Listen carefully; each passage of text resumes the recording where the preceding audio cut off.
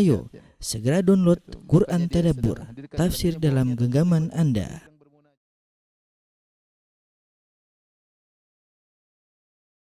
Bismillahirrahmanirrahim. Assalamualaikum warahmatullahi wabarakatuh.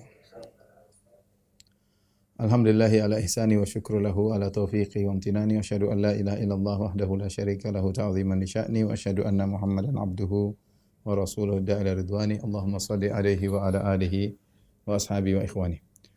Para pemirsa Raja TV dan Radio Raja dimanapun Anda berada, kita melanjutkan bahasan kita dari tafsir surat Al-Ahzab. Dan sekarang kita sampai pada ayat ke-28, yang ayat 28 dan seterusnya berbicara tentang istri-istri Nabi sallallahu alaihi wasallam. Allah berfirman pada ayat 28, "Ya ayuhan nabi, qul li azwajika in kuntunna turidinal hayatad dunya wa zinataha fata'alaina umatti'kunna wa usarrihkunna sarahan jamila." Yang artinya, wahai nabi, katakanlah kepada istri-istrimu, jika kalian sekalian menginginkan kehidupan dunia dan perhiasannya, maka marilah supaya aku berikan kepadamu kesenangan dan aku ceraikan kamu dengan cara yang baik. Ayat ini sebab nuzulnya sebagaimana disebut dalam Sahih Al-Bukhari dan yang lainnya, itu di mana istri-istri Nabi sallallahu alaihi wasallam mereka bersepakat ketika itu untuk meminta tambahan rezeki dari Nabi sallallahu alaihi wasallam, tambahan uang keluarga gampangannya kalau bahasa kita. Yang padahal sebelumnya mereka tidak pernah meminta seperti itu. Tetapi sebagaimana disebutkan oleh Tahir Ibn Ashur rahimahullah dalam tafsirnya, ketika itu setelah Bani Quraidah atau sebelumnya Bani Nadhir ditaklukkan oleh atau diusir oleh Nabi sallallahu alaihi wasallam dari kota Madinah dan mereka meninggalkan banyak harta dan menjadi fai bagi Rasulullah sallallahu alaihi wasallam. Fai yaitu harta yang ditinggalkan tanpa melalui peperangan. Kemudian setelah itu juga Rasulullah SAW memerangi Bani Quraidah dan juga mereka meninggalkan ghanimah, dan ghanimah tersebut dibagi-bagikan kepada para sahabat dan juga Rasulullah SAW mendapatkannya. Dan juga nanti di Khaybar, ya, Rasulullah SAW juga akan menang dalam perang Khaybar, ya, dan akan mendapatkan banyak harta di sana. Ketika itu istri-istri Nabi, ya, berubah pikiran, mereka ingin minta tambahan keuangan atau gampangannya tambahan biaya dalam keluarga, ya. Karena Allah dalam ayat sebelumnya Allah mengatakan wa aurathakum ardhahum wa diyarahum wa amwalahum wa ardan lam tata'uha. Kami wariskan kepada kalian, yaitu kaum muslimin, ardhahum yaitu daerahnya Bani Quraidah, wa diyarahum dan rumah-rumah mereka, wa amwalahum harta mereka, wa ardan lam tata'uha dan daerah atau bumi yang belum kalian pijak, maksudnya Khaybar nanti, ya, kalian akan menguasainya. Dari sinilah kata Tahir bin Ashur dalam tafsirnya Tahrir wa Tanbir, bahwasanya istri-istri Nabi akhirnya mereka ingin minta ada tambahan biaya rumah tangga kalau bahasa kita, ya. Demikian juga bisa jadi ketika para sahabat mereka mendapatkan ghanimah dari perang melawan Bani Quraidah, ya, setelah itu mereka mendapatkan harta yang banyak, bisa jadi para sahabat mereka memberikan harta mereka kepada istri-istri mereka, dan kita tahu namanya kabar-kabar di antara para wanita akan sampai. Akhirnya istri-istri Nabi sepakat, mereka ingin minta tambahan dari Nabi sallallahu alaihi wasallam. Padahal Nabi sallallahu alaihi wasallam kalau ada rezeki, Nabi sallallahu alaihi wasallam selalu sedekahkan, dan Nabi tidak biasa hidup dengan kehidupan yang berlapang-lapang. Ya, itulah Rasul kita, Rasulullah sallallahu alaihi wasallam. Beliau yang berkata, "Mali walid dunya," ya, apa urusanku dengan dunia? Inna ma mathali wa mathalud dunya ka raqibin istadalla tahta syajaratin thumma raha fatarakaha. Perumpamaanku seperti dunia, seperti seorang hanya mampir di bawah sebuah pohon, istirahat sebentar, kemudian pergi meninggalkan pohon tersebut, yaitu namanya bernaung di bawah sebuah pohon hanya sebentar. Raqib seperti orang sedang berkendaraan, sedang melakukan perjalanan, ya, kemudian meninggalkan tempat persinggahan itu hanya sebentar, kemudian ditinggalkan. Seperti kita ini, kata Nabi sallallahu alaihi wasallam, urusanku dunia, aku dengan dunia seperti itu. Aku hanya mampir sebentar, kemudian aku meninggalkannya. Oleh karenanya Nabi sallallahu alaihi wasallam tidak peduli dengan dunia. Ketika istri-istrinya minta dan mereka sepakat ketika itu, mereka sepakat untuk minta tambahan kepada Nabi sallallahu alaihi wasallam, maka Nabi terganggu. Bahkan Nabi sallallahu alaihi wasallam meninggalkan mereka semuanya, istri-istri Nabi, selama sebulan dan Nabi tinggal di suatu tempat namanya Masyrubah dekat Masjid Nabawi, agak naik tempatnya, yang di situ Umar bin Khattab radhiyallahu taala anhu sempat mengunjungi Nabi di Masyrubah. Bayangkan Nabi punya istri 9, kemudian semua ditinggalkan oleh Nabi sallallahu alaihi wasallam. Nabi kemudian tinggal satu tempat, kamar kecil. Kemudian ketika Umar bin Khattab melihat Nabi sallallahu alaihi wasallam berbaring di sebuah tikar yang terbuat dari anyaman-anyaman daun-daun korma, kemudian memberi bekas di lambung Nabi sallallahu alaihi wasallam. Kemudian Nabi bersandar dengan wisada semacam bantal tapi isinya serabut-serabut ya dari pohon korma kasar yang terbuat dari kulit ya. Kemudian Umar pun berkata kepada Nabi, ini Rasulullah sallallahu alaihi wasallam. Kata Umar, ya Rasulullah, ud'u Allah an yuwassi' ala ummatik. Ya Rasulullah, berdoalah kepada Allah agar Allah memberi kelapangan harta kepada umatmu. Ya. Kenapa kata Umar? Fa inna Rum wal Faris ya wussi' alaihim wa hum la ya'budun Allah. Ya Rasulullah, sementara Persia dan Romawi mereka dilapangkan rezeki mereka padahal mereka tidak menyembah Allah. Maka Nabi menegur Umar, afi syakkan anta ya ibn al-Khattab, apakah kau ragu wahai Umar, kau ragu sampai kau mengatakan demikian? Ya, maksudnya Nabi menegur, apakah orang beribadah kepada Allah harus kemudian dapat dunia? Ya, ulaika qaumun ujjilat lahum thayyibatuhum fi hayatihim ad-dunya. Ya, kata Nabi sallallahu alaihi wasallam, mereka itu kaum Persia dan Romawi adalah orang-orang yang diberikan, disegerakan kenikmatan mereka di dunia, di akhirat mereka tidak dapat apa-apa. Tapi intinya yang menjadi perhatian kita, Nabi SAW ketika meninggalkan istrinya, Nabi tidur di ruangan sederhana, tidak ada kemewahan apa-apa, tidak. Maka Nabi terganggu ketika istri-istrinya kompak kemudian minta tambahan belanja rumah tangga. Ketika itu istri Nabi ada 9 ya, di antaranya Aisyah radhiyallahu taala anha ya, kemudian Saudah, Hafsah, kemudian Ummu Salamah ya. Di antaranya adalah Juwairiyah bintul Harith, kemudian Maimunah bintul Harith al-Hilaliyah, Zainab binti Jahshin, Sofiyah binti Huyai an-Nadhiriyah, ya. Zainab bintu Jahshin ya. Adapun Zainab bintu Khuzaimah sudah meninggal ketika turun ayat ini ya. Ummu Habibah, Ramlah bintu Abi Sufyan. Inilah 9 istri Nabi sallallahu alaihi wasallam yang mereka sepakat menuntut tambahan belanja rumah tangga, ya. Akhirnya karena mereka menuntut, akhirnya turunlah ayat ini. Dan ini ada hikmahnya. Ya.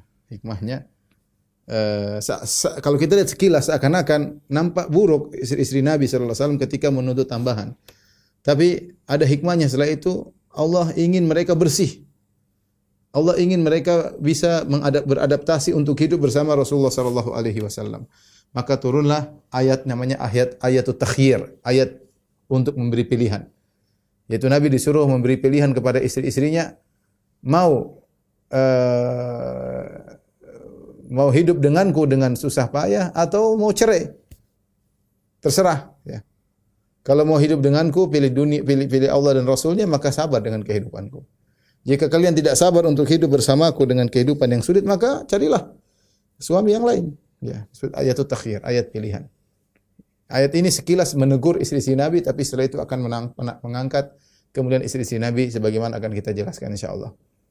Allah Subhanahu wa taala berfirman, "Ya ayuhan nabi, wahai nabi, qul li azwajika," katakanlah kepada istri-istrimu.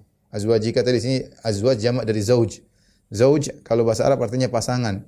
Bisa dikatakan kepada istri, bisa dikatakan suami. Ya, zaujuki atau zaujuka. Bisa suamimu atau istrimu, bisa dua-duanya. Di bahasa Arab bisa dengan zauj ya. Adapun zaujah untuk istri ini kurang fasih atau jarang dipakai. Ini jarang dipakai dalam bahasa Arab. Yang fasih suami atau istri disebut dengan zauj, pasangan ya. Zauj. Qul li azwajika, katakanlah kepada istri-istrimu 9 orang tadi, in kuntunna turidul hayatad dunya. Kalau kalian menghendaki kehidupan dunia, wa zinataha, dan kalian menghendaki perhiasan dunia, ya, kenikmatan dunia, perhiasan dunia.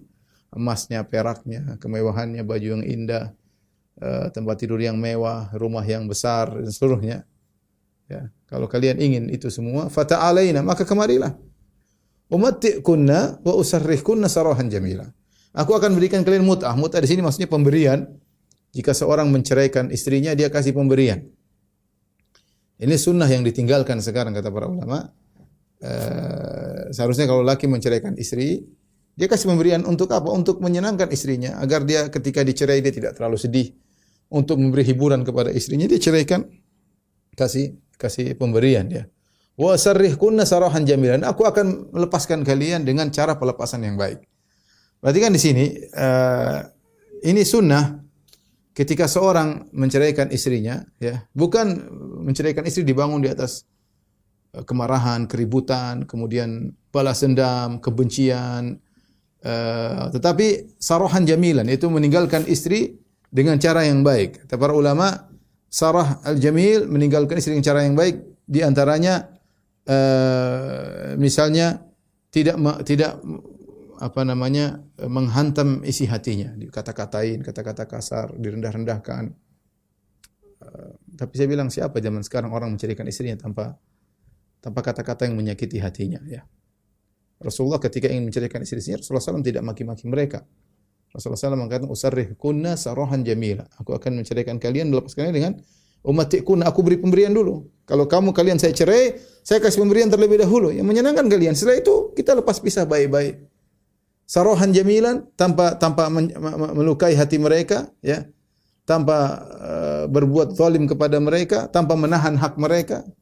Kalau ada hak mereka diberikan, ya ini namanya sarahan jamila. Kemudian tanpa menekan anak-anak untuk menyakiti hatinya. Anak-anaknya diambil, tidak boleh ketemu dengan istri dan yang lainnya. Istrinya dijelek-jelekkan depan anak-anaknya, ya. Atau cara-cara menceraikan yang buruk dengan menekan istrinya, menakut-nakut istrinya sehingga istrinya minta cerai atau bahkan harus khulu agar terpisah darinya, ya. Intinya tidak melakukan hal-hal yang buruk dalam perpisahan tersebut. Dan ini sunnah. Kalau seorang bisa menceraikan istrinya dengan cara baik-baik, ya jangan ngomong baik-baik, dia terima enggak terima, tapi dia aja ngomong baik-baik, setelah itu cerai. Tidak perlu caci maki, tidak perlu ribut, tidak perlu heboh, tidak perlu, udah cerai selesai. Boleh.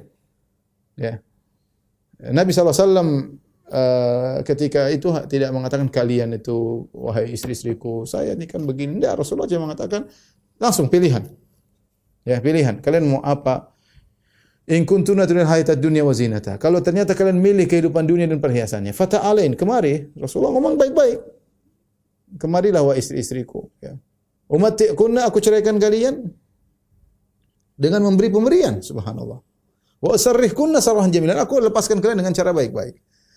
Sarah di sini maksudnya melepaskan, seperti firman Allah Subhanahu wa taala, fa amsikuhunna bima'rufin aw sarrihuhunna bima'ruf.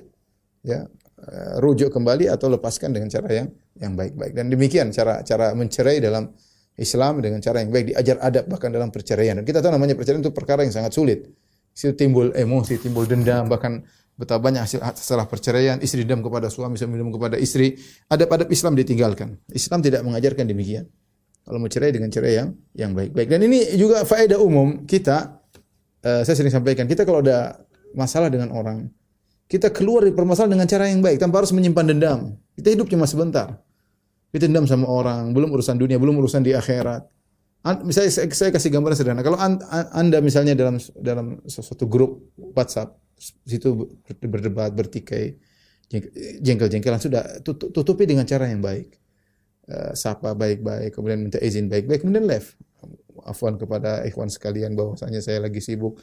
Mohon maaf, terima kasih atas kebersamaan kita selama ini. Baik-baik, aman, tidak perlu maki-maki kemudian left. Kita emangnya kalau kita left kemudian kita lepas, enggak, kita ada kejengkelan, mereka juga jengkel sama kita. Maka namanya tidak selalu kita dalam kebersamaan. Terkadang ada ketidakcocokan di kemudian hari, baru kita tahu ternyata kita enggak cocok. Dan itu mungkin terjadi. Terkadang kita harus meninggalkan komunitas karena Allah Subhanahu wa taala, ya. Dan kita tinggalkan dengan cara yang baik-baik. Lihatlah bagaimana Nabi SAW mengajarkan kepada kita kalau ingin menceraikan, ya, maka cerai dengan cara yang baik-baik. Ummatikunna, aku berikan kepada engkau mut'ah, yaitu berupa pemberian, ya, yang bil ma'ruf, ya. Wa matti'uhunna 'alal musir qadaruhu,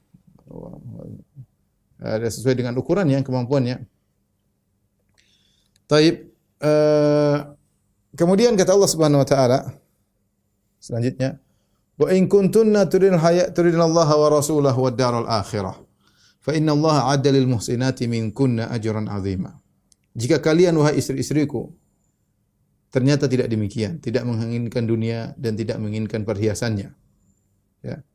Tetapi kalian turidin Allah wa rasulahu, kalian menginginkan Allah dan Rasulnya. Wa darul akhiran, kalian ingin surga.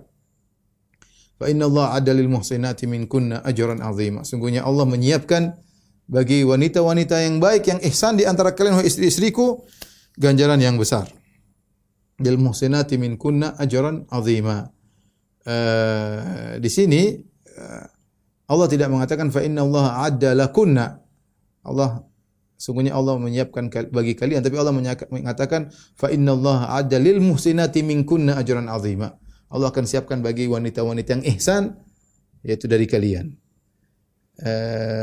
Minkunna di sini wallahu a'lam bishawab, yang tepat bukan min tab'idiyah, tapi adalah min li bayanil jins atau min al-bayaniyah, yaitu sungguhnya Allah akan menyiapkan bagi kalian wahai istri-istriku yang salehah ganjaran yang besar. Karena semua istri-istri Nabi akhirnya memilih akhirat, bukan milih dunia.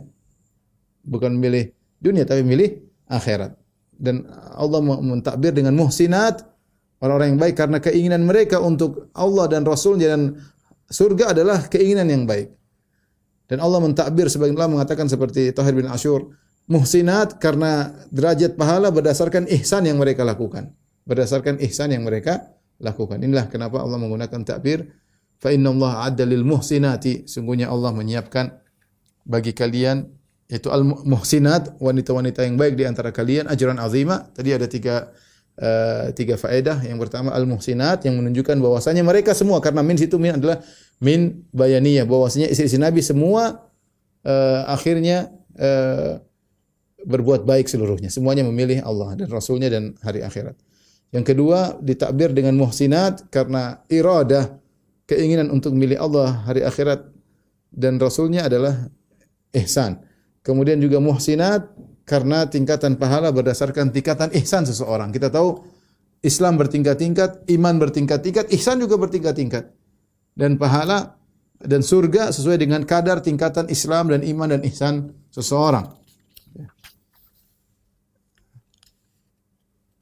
Ketika turun ayat ini, Rasulullah SAW yang pertama kali Rasulullah datangi adalah istrinya Aisyah radhiyallahu ta'ala anha, yang paling Rasulullah cintai. Maka Rasulullah SAW berkata kepada Aisyah, ya Rasulullah SAW kemudian bacakan ayat ini atau semakna dengan ayat ini. Wahai Aisyah atau wahai istriku, kalau kau ingin dunia dan perhiasannya, maka kemarilah aku akan ceraikan engkau. Aku akan berikan pemberian dan kita cerai baik-baik. Tapi kalau kau ingin dunia, kalau kau ingin Allah dan Rasulnya dan hari akhirat, maka Allah akan berikan pahala yang besar di akhirat. Ketika Aisyah mau jawab, ini kan pilihan. Wah Aisyah, mau pilih dunia tapi cerai atau pilih tinggal sama aku tapi setengah mati. Ketika itu Aisyah mau jawab, Nabi berkata, la alaiki, ala tasta'jili. Tidak mengapa, jangan ragu, jangan keburu-buru, jangan dulu jawab. Fatastamiri abawaiki. Kau diskusi dulu sama kedua orang tuamu. Kata Imam Al-Qurtubi rahimahullahu taala, kenapa? Karena Nabi cinta sama Aisyah. Nabi khawatir sikap muda belia Aisyah yang masih remaja, akhirnya khawatir Aisyah emosi mengatakan, "Yaudah Rasulullah, yaudah kita pisah aja." Rasulullah tidak ingin pisah dengan Aisyah. Maka kata Rasulullah sallallahu, "Jangan dulu jawab wahai Aisyah, jangan dulu jawab." Kata Imam Al-Qurtubi rahimahullah dalam tafsirnya, Rasulullah SAW khawatir karena cinta kepada Aisyah, khawatir Aisyah malah pilih dunia. Maka kata Rasulullah jangan dulu jawab sampai kau diskusi sama kedua orang tuamu ya. Kemudian kata Aisyah radhiyallahu taala anha, enggak perlu musyawarah dengan orang tuaku ya Rasulullah. Afi hadza astamiru abawayya ya Rasulullah. Apakah urusan gini aku harus minta pendapat kedua orang tuaku? Ya, tidak perlu ya. Aku tentu memilih Allah dan Rasulnya dan hari akhirat. Tidak perlu aku musyawarah dengan kedua orang tuaku. Ya. Dan Aisyah tahu kalau musyawarah dengan kedua orang tuanya, pasti orang tuanya bilang, ya pilih musyawarah sama Abu Bakar. Abu Bakar pasti bilang apa radhiyallahu anhu? Ya udah, pilih Allah Rasulnya dan hari akhirat, sudah sabar sama suamimu. Tapi Aisyah sendiri tidak ingin dunia. Aisyah sendiri radhiyallahu anha tidak ingin dunia.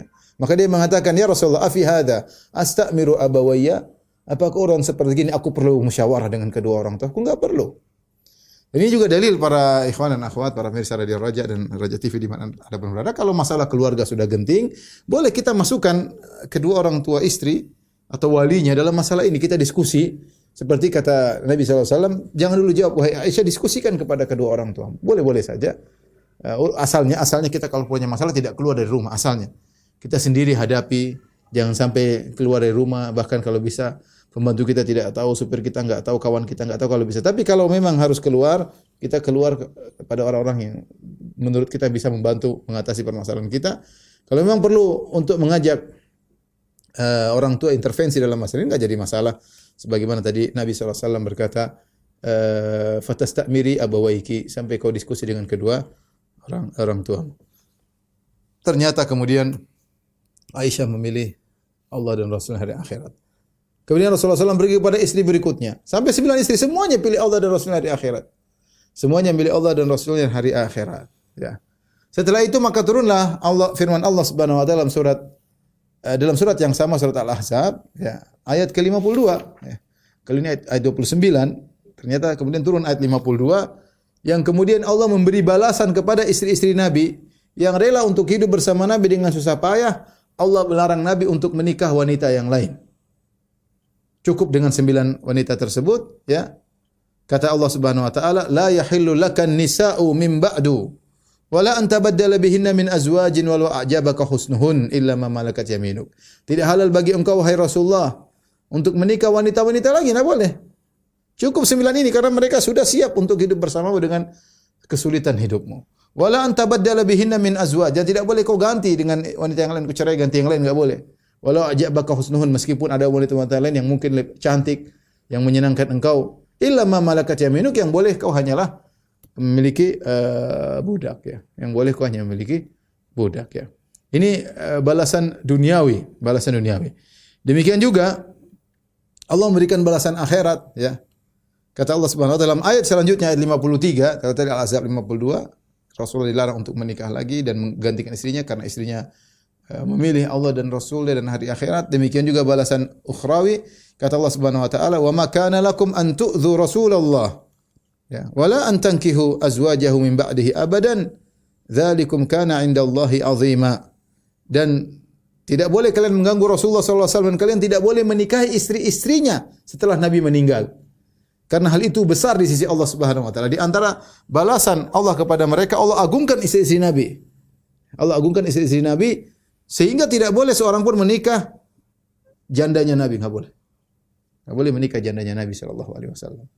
Kenapa ini janda Nabi diagungkan oleh Allah? Bahkan Allah mengatakan, "Inna dzalikum kana 'indallahi 'azima." Sungguh perbuatan kalian menikahi janda Nabi adalah perbuatan yang besar, dosa besar di sisi Allah Subhanahu wa taala. Jadi ternyata kisah ini dalam rangka mengangkat derajat istri-istri Nabi sallallahu alaihi wasallam. Kenapa Allah ingin level mereka naik sehingga terjadi kasus dan biasa. Wa asa an tuhibbu syai'an wa huwa khairul wa an takrahu syai'an wa huwa khairul lakum. Bisa jadi kau benci sesuatu ternyata baik bagi kalian. Mereka ada kasus, mereka menuntut uang belanja dinaikkan, kemudian akhirnya Rasulullah SAW menghajar, memboikot mereka selama sebulan. Rasulullah SAW tidak menemui mereka. Rasulullah SAW tinggal di kamar sendiri yang kecil, yang sempit, ya. Setelah itu kemudian turun ayat ini, disuruh milih hidup bersama Nabi dengan susah payah atau dapat dunia, cerai dan nikah sama laki-laki lain yang bisa menyenangkan kalian. Ternyata mereka milih Rasulullah dan akhirnya derajat mereka dinaikkan oleh Allah Subhanahu wa taala. Sampai-sampai Nabi dilarang menikah lagi selain mereka. Sampai-sampai kalau Nabi meninggal, mereka tidak boleh dinikahi lagi karena mereka istri Nabi di akhirat. Sebagaimana perkataan Ammar bin Yasir ketika terjadi peristiwa perang Jamal, dia berkata, "Sungguh aku tahu Aisyah adalah istri Nabi, zaujatu fid dunya wal akhirah, istri Nabi dunia dan akhirat." Tahu. Jadi para pemirsa Raja TV dimanapun anda berada, dirahmati Allah Subhanahu wa taala, setelah itu istri Nabi hidup dengan Nabi dengan kehidupan yang sangat-sangat sulit, sebagaimana perkataan Aisyah radhiyallahu taala anha, "In kunna lanaral hilal tsumma al-hilal tsumma al-hilal thalathata ahillah." Ya, fi syahrain wa ma uqida fi buyuti azwajin Nabi sallallahu alaihi wasallam. Sungguh kami lihat hilal muncul 2 bulan berturut-turut, tidak ada api yang dinyalakan di rumah-rumah istri-istri Nabi sallallahu alaihi wasallam. Enggak ada yang dimasak. Air pun tidak dimasak, kuah tidak dimasak, apalagi kambing, apalagi gandum dibikin roti. Tidak ada api yang dinyalakan. Berarti tidak ada yang mereka makan, tidak ada yang mereka masak selama 2 bulan. Wa ma ta'amukum ya umma, apa yang kalian makan ditanya kepada Aisyah, "Wahai ibunda, apa yang kalian makan?" Kata Aisyah radhiyallahu taala anha, "Al-aswadan." Korma dan air putih 2 bulan. Subhanallah. Ya ikhwan, ya akhwat, terutama ibu-ibu, renungkan bagaimana kehidupan Nabi sallallahu alaihi wasallam ya. Sekali lagi bahwasanya kekayaan bukanlah tanda bahwasanya Allah memuliakan seseorang, belum tentu. Ya. Bukan berarti kalau seorang diberi kekayaan, dilapangkan rumahnya, dilapangkan mobilnya, dilapangkan ATM-nya, bukan berarti kemudian dia pasti top di sisi Allah, belum tentu. Lihatlah bagaimana para salafus saleh, mereka dahulu hidup susah. Ya, mereka hidup susah. Ya, kekayaan bukan berarti pemuliaan. Ada orang diberi kekayaan menjadi mulia, ada orang diberi kekayaan bukan berarti tanda Allah muliakan mereka. Lihatlah Persia dan Romawi, kata Nabi sallallahu alaihi wasallam, "Ulaika qaumun ujilat lahum thayyibatuhum fi hayatihim ad-dunya." Mereka adalah orang-orang yang telah didahulukan kenikmatan-kenikmatan mereka dunia. Di akhirat enggak dapat. Di akhirat enggak dapat. 2 bulan berturut-turut tidak ada yang dimasak. Demikian juga dalam hadis ketika ada seorang datang kepada Aisyah radhiyallahu taala anha kemudian minta makan. Aisyah cari, orang itu bersama 2 putrinya. Aisyah cari kanan kiri enggak dapat, cuma 1 butir kurma. Dan Aisyah berikan kepada wanita tersebut. Kita Masya Allah di rumah dibuka kulkas masih ada makanan, buka ini masih Masya Allah, ATM juga masih ada isinya, beras masih ada, alhamdulillah ya. Maka kita ini yang kurang pandai bersyukur, terutama ibu-ibu yang dirahmati Allah Subhanahu wa taala. Pandai-pandai bersyukur, sabar-sabar. Kalau suami diberi kelapangan harta, alhamdulillah, suruh suami untuk banyak bersedekah. Kalau kebetulan suami hidup susah, sabar. Ya, apa kata Nabi sallallahu alaihi wasallam ketika sedang gali Khandaq, sudah kita sampaikan sebelumnya ya. Nabi berkata, "Allahumma la aisha illa aishul akhirah. Labbaik Allahumma la aisha illa aishul akhirah." Ya Allah, tidak ada kehidupan yang sungguhnya kecuali kehidupan akhirat. Kehidupan yang sulit ini hanya sementara.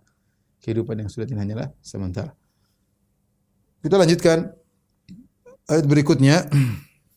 Allah Subhanahu wa taala berfirman, "Ya nisa'an nabi, man ya'ti minkunna bi fahishatin bi mubayyinatin, yudha'af laha al-'adzabu dhi'fain wa kana dzalika 'ala Allah yasira." Wa kana dzalika 'ala Allah yasira. Kata Allah Subhanahu wa taala, wahai istri-istri Nabi, siapa-siapa saja di antara kalian yang mengerjakan perbuatan keji yang nyata, perbuatan fahisyatin mubayyin, ini apa maksudnya? Ada yang mengatakan berkata-kata kotor, ada yang mengatakan perbuatan zina. Yudha'af lahal adzab, maka akan dilipat gandakan azab 2 kali lipat bagi kalian. Wa kana dzalika 'ala Allah yasira, ini sangat mudah bagi Allah Subhanahu wa taala ya. Di sini Allah ingatkan istri-istri Nabi spesial, istri-istri Nabi spesial. Kalau ternyata ada di antara mereka yang melakukan fahisyah, perbuatan keji, apakah maksudnya perkataan-kataan kotor, atau maksudnya adalah berzina, maka azabnya dilipat gandakan 2 kali. Azabnya dilipat gandakan karena ini berkaitan dengan rumah tangga Nabi sallallahu alaihi wasallam, kehormatan Nabi sallallahu alaihi wasallam. Tidak sama seperti orang-orang biasa, sehingga azabnya dilipat gandakan 2 kali. Apakah Allah mengatakan demikian maksudnya istri-istri Nabi melakukan zina atau mungkin melakukan zina? Jawabannya tidak, ini sekedar penekanan, dan ini banyak dalam ayat-ayat yang mirip dengan ini. Bukan berarti mereka bakalan melakukan. Seperti firman Allah Subhanahu wa taala, "La in asyrakta la yahbatanna amaluk." Wahai Muhammad, kalau kau berbuat syirik, maka akan gugur amalanmu. Tapi apakah Nabi berbuat syirik? Jawabannya tidak. Ini sekedar, bukan berarti menjatuhkan derajat Nabi, tapi ingin menjelaskan bahwasanya siapapun melakukan kesyirikan, jangankan orang biasa, bahkan Nabi amalnya akan gugur. Tapi bukan berarti Nabi akan melakukan kesyirikan atau mungkin melakukan kesyirikan, kenyataannya tidak. Ya. Tapi untuk mengagungkan permasalahan. Ya, la in asyrakta, kalau kau berbuat syirik wahai Muhammad, la yahbatanna amaluk wa la takunanna minal khasirin, kau akan gugur seluruh amalmu, benar-benar akan gugur dan kau akan termasuk orang yang merugi. Tapi Nabi tidak melakukan. Ya. Demikian juga seperti Allah berbicara tentang Allah Subhanahu wa taala. Ya, lau kana fihi ma alihatun illallah la fasadata. Seandainya di langit dan bumi ada sembahan-sembahan selain Allah, maka akan rusaklah langit dan bumi. Sama juga Nabi pernah berkata, "Qul in kana lirrahmani waladun fa ana awwalul abidin." Kalau seandainya Allah punya anak, aku yang pertama kali akan menyembah anak Allah tersebut. Kalau Allah tidak punya anak dan tidak mungkin punya anak. Tapi untuk mengagungkan permasalahan. Sama seperti Allah berfirman tentang para nabi, "Walau asyraku la habita anhum ma kanu ya'malun." Seandainya para nabi mereka berbuat kesyirikan, maka akan gugur amalan mereka. Bukan berarti mereka akan melakukan kesyirikan, tidak. Sama ketika Allah mengatakan, "Ya nisa'an nabi, may ya'ti minkunna bi fahishatin mubayyinah, yudha'af lahal 'adzabu dhi'fain." Ya, wahai istri-istri Nabi, siapa di antara kalian melakukan perbuatan zina akan dilipatkan gandakan azabnya 2 kali. Bukan maksudnya mereka mencela mereka, tidak. Tapi menunjukkan bagaimana agungnya kehormatan rumah tangga Nabi SAW. Sampai kalau ada yang melakukan zina di antara istri Nabi, maka azabnya tidak seperti yang biasa, bahkan 2 kali. Kata Allah, wa kana dzalika 'ala Allahi yasira, dan itu mudah bagi Allah untuk melipat gandakan azab menjadi 2 kali lipat, terserah Allah Subhanahu wa taala. Dan kondisi kalian sebagai istri Nabi tidak menjadikan Allah menyamakan azab atau mengurangkan azab, bahkan dilipat gandakan meskipun kalian istri Nabi. Nabi tidak akan bisa bantu apa-apa. Dan ini sama seperti firman Allah Subhanahu wa taala, wa daraballahu mathalan lil ladzina kafaru ra'ata fir'aun. Wa daraballahu mathalan lil ladzina kafaru imra'ata nuhin wa imra'ata lut. Kanata tahta 'abdaini min ibadina salihaini fakhanatahuma falam yughniya anhuma min Allahi syai'a wa qila dukhulan nar ma'ad dakhilin. Kata Tahir bin Asyur ketika mentafsirkan ayat ini, beliau berkata sama seperti firman Allah di akhir surat At-Tahrim. Allah membuat perumpamaan tentang kepada orang kafir tentang istri Nabi Lut dan istri Nabi Nuh yang kafir. Kanata tahta abadaini min ibadina salihin. Mereka berdua adalah istri dari 2 hambaku yang saleh, Nuh dan Lut alaihi wassalam. Fakhanatahuma, keduanya berkhianat, musyrik, ya. Falam yughniya anhuma min Allahi syai'a. Kedua suami mereka yaitu Nuh dan Lut tidak bisa menolong mereka sama sekali. Meskipun istri-istri mereka yang mereka cintai, tidak bisa kedua suami ini yang mereka adalah para nabi tidak bisa menolong istri-istrinya kalau berbuat kesyirikan. Ya. Wa qila dukhulan nar ma'ad dakhil, maka masuklah kalian bersama orang-orang lain, sama bareng-bareng tuh masuk neraka. Bukan nanti mereka yang terakhir karena istri Nabi. Ini wa kana dzalika 'ala Allah yasira, mudah bagi Allah untuk mengadab 2 kali lipat, karena ini bukan menuduh istri-istri Nabi akan melakukan perzinahan, tidak. Ya, tidak sebagaimana pernyataan orang-orang Rafidhah, tidak, tapi ini dalam rangka mengagungkan permasalahan. Sama seperti ketika kita mengatakan la in asyrakta la yahbatanna amal, kalau kau berbuat syirik wahai Muhammad maka akan gugur amal, bukan berarti Muhammad tertuduh untuk melakukan kesyirikan, tidak, tapi dalam rangka untuk mengagungkan permasalahan. Tapi firman Allah Subhanahu wa taala berikutnya, wa may yaqnut minkunna lillahi wa rasulihi wa ta'mal salihan nu'tiha ajraha marratain wa atadna laha rizqan karima. Dan barang siapa di antara kalian yang taat kepada Allah, kunut taat kepada Allah dan taat kepada Rasulnya, ya. Wa ta'mal salihan, beramal saleh, nu'tiha ajraha marratain, maka akan diberikan pahala 2 kali lipat. Ini di antara keadilan Allah Subhanahu wa taala. Kalau mereka istri Nabi ini bukan orang biasa, kalau mereka berbuat kesalahan, berzina 2 kali dosanya, kalau mereka berbuat baik pahalanya 2 kali lipat. Gimana tidak 2 kali lipat? Mereka ini hidup bersama Nabi dengan hidup yang susah, dengan kesengsaraan, menemani suka duka Nabi sallallahu alaihi wasallam, yang Nabi tidak pernah lepas dari perjuangan. Sejak Allah mengatakan ya ayyuhal muddatsir qum fa'anzir, wahai yang berselimut, bangkitlah dan beri peringatan, kata para ulama. Sejak saat itu Nabi tidak pernah istirahat, selalu berpindah dari satu kegiatan-kegiatan yang lainnya. Dari berdakwah, berjihad, diganggu, diusir, dihina, musibah ini, musibah anu, terus sampai Nabi meninggal dunia dalam kondisi terkena racun oleh wanita Yahudiyah dari Khaybar. Jadi maksud saya, kehidupan Nabi ditemani istri-istrinya dengan kehidupan yang susah, maka pahalanya 2 kali lipat, ya. Wa atadna laha rizqan karima, dan kami siapkan baginya, ya. Kalau istri Nabi takwa kepada Allah, beramal saleh, dapat pahala 2 kali lipat. Wa atadna laha rizqan karima, dan kami berikan kepadanya rizki yang mulia. Kata para ulama, maksudnya diberikan adalah surga, ya. Rizqan karima maksudnya rizki yang banyak. Karima itu dikatakan banyak. Oleh karena dikatakan al-karimatu minasyah, al-karimu minasyah, yaitu al-katsiratul laban. Kambing yang karimah maksudnya kambing yang air susunya banyak. Makanya kalau disebut rizqan kariman maksudnya rizki yang banyak. Rizki yang banyak yaitu di surga yang tidak ada bandingannya sama sekali dengan apa yang ada di dunia ini. Tapi kita lanjutkan, Allah Subhanahu wa taala berfirman setelah itu masih tentang istri-istri Nabi, ya nisa'an nabiyyi lastunna ka ahadin minan nisa'i in ittaqaitun. Wahai istri-istri Nabi, kalian tidak sama dengan wanita yang lain. Kalian tidak sama dengan wanita yang lain. Ini taqaitun, jika kalian bertakwa kepada Allah Subhanahu wa taala. Fala takhdha'na bil qaul, maka janganlah kalian merendahkan suara kalian, mendayu-dayukan. Fayatma alladhi fi qalbihi marad, maka orang dalam hatinya ada penyakit akan condong berharap. Wa qulna qaulan ma'rufa, dan ucapkanlah kata-kata yang ma'ruf.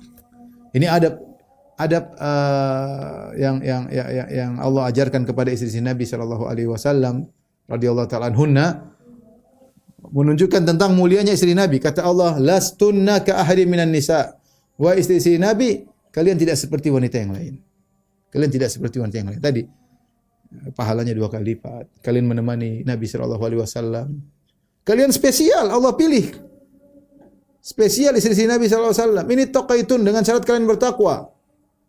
Di antara kesempurnaan takwa, fala takhdha'na bil qaul, jangan kalian kalau bicara sama laki-laki merendahkan suara kalian. Fayatma alladhi fi qalbihi marad, sehingga laki-laki yang punya penyakit dalam hatinya akan cenderung, akan condong, tertarik. Yatma, punya tamak kepada kalian. Ya. Wa qulna qaulan ma'rufa, dan ucapkanlah perkataan yang ma'ruf, perkataan yang ma'ruf. Di sini adab kepada istri Nabi kalau berbicara laki-laki tidak boleh mendayu-dayu suaranya. Suaranya dipatah-patahin, mendayu-dayukan, ini tidak diperbolehkan. Adab bagi seorang wanita berbicara laki-laki berbicara dengan yang biasa, qaulan ma'rufan. Di sini bukan maksudnya ketika berbicara dengan laki-laki istri Nabi dengan suara bisik-bisik seperti sarar, hadis sarar, bukan juga dengan suara yang keras. Iya, gimana? Enggak.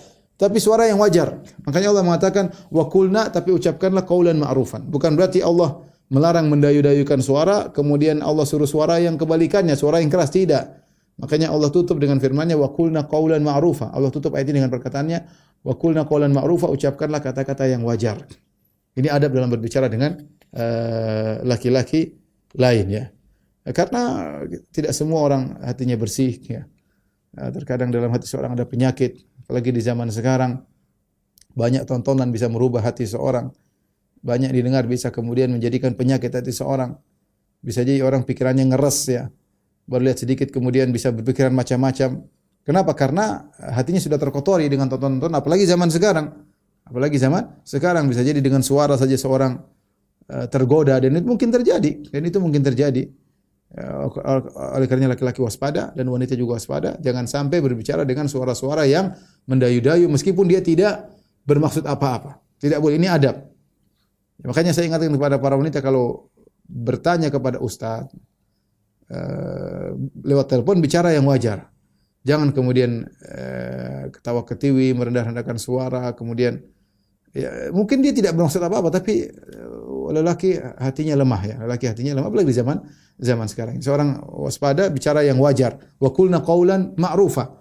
Ucapkanlah kata-kata yang wajar. Demikian juga tatkala nulis WhatsApp misalnya, pertanyaan lewat WhatsApp, yang wajar-wajar saja, ya.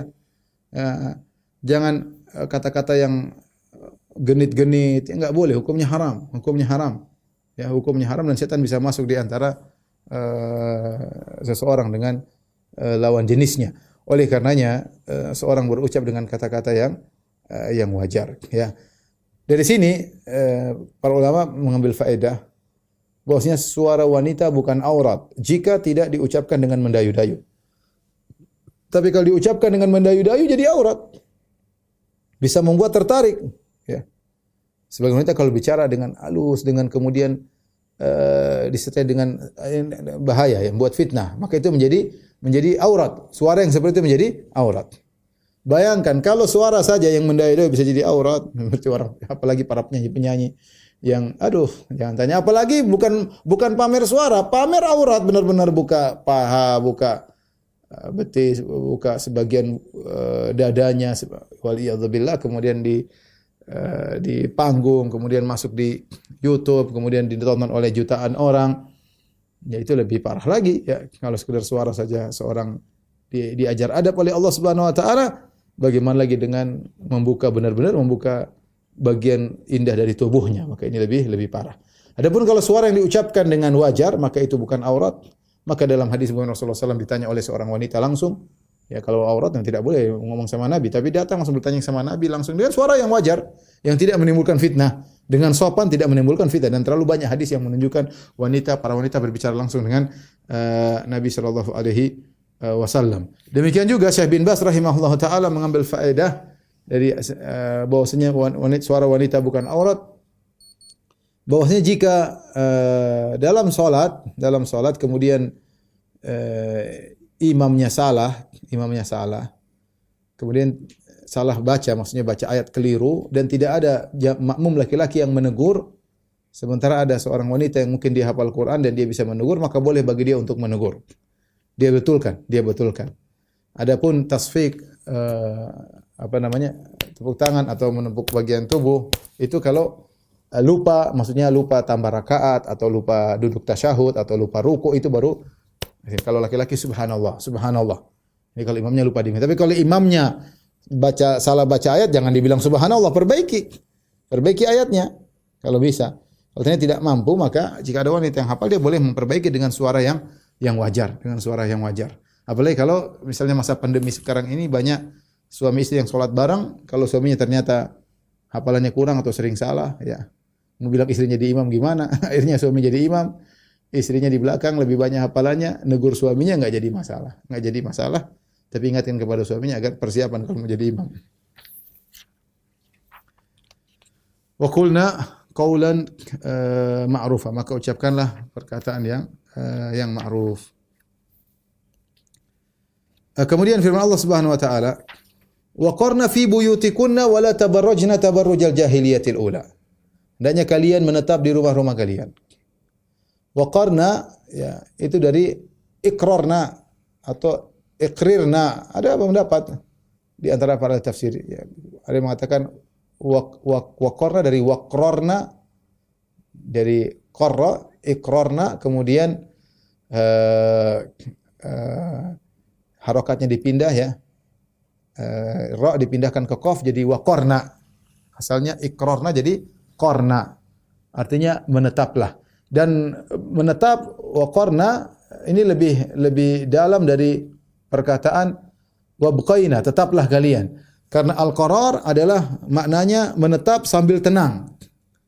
Menetap bukan menetap gelisah di rumah ke sana ke sini, enggak. Dalam kondisi tenang artinya benar-benar betah di rumah. Bahkan sebagian ulama mengartikan, meskipun ada perdebatan, mengartikan dari waqrirna artinya dari qurratul ain. Qurratul ain yaitu jadikanlah rumah kalian qurratu ainin, yaitu jadikan rumah kalian adalah penyejuk diri kalian. Artinya betah, benar-benar tentram di rumah, jadikanlah rumah kalian seperti itu.